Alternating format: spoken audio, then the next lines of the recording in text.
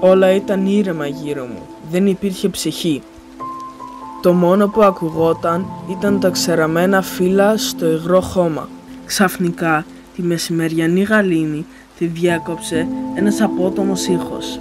Πρέπει να ήταν βήματα. Μέσα σε λίγα δευτερόλεπτα βρισκόμουν περικυκλωμένος από πολλούς στρατιώτες.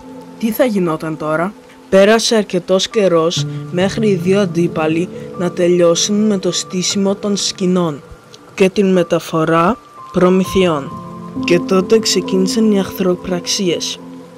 Κάθε φορά που κάποιος τολμούσε να ακουμπήσει τα νερά μου, βαφόμουν κόκκινος από το αίμα του.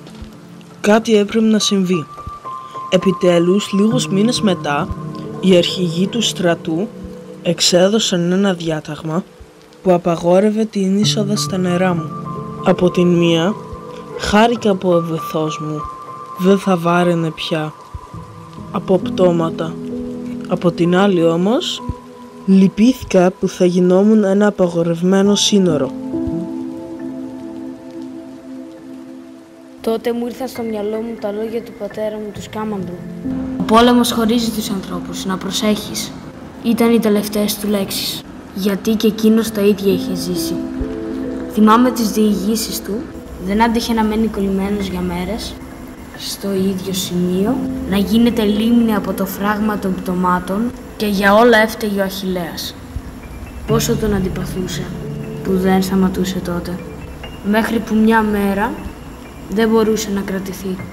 Σηκώθηκε ψηλά, ξεκίνησε να παλεύει μαζί του, προσπαθούσε να τον πνίξει με τα νερά του, μα η μοίρα είναι μυστήριο και αποφάσισε ότι το νήμα δεν είναι έτοιμο να κοπεί ακόμα. Έτσι εγώ θα ήθελα.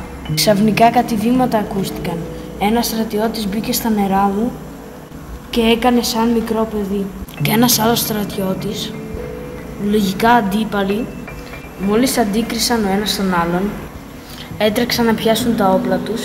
Δεν άντεξα, έκλεισα τα μάτια μου μέχρι να τα ξανανοίξω, είχε πατηθεί σκανδάλι. Ακόμα μία φορά στην ιστορία των ανθρώπων και των ποταμών.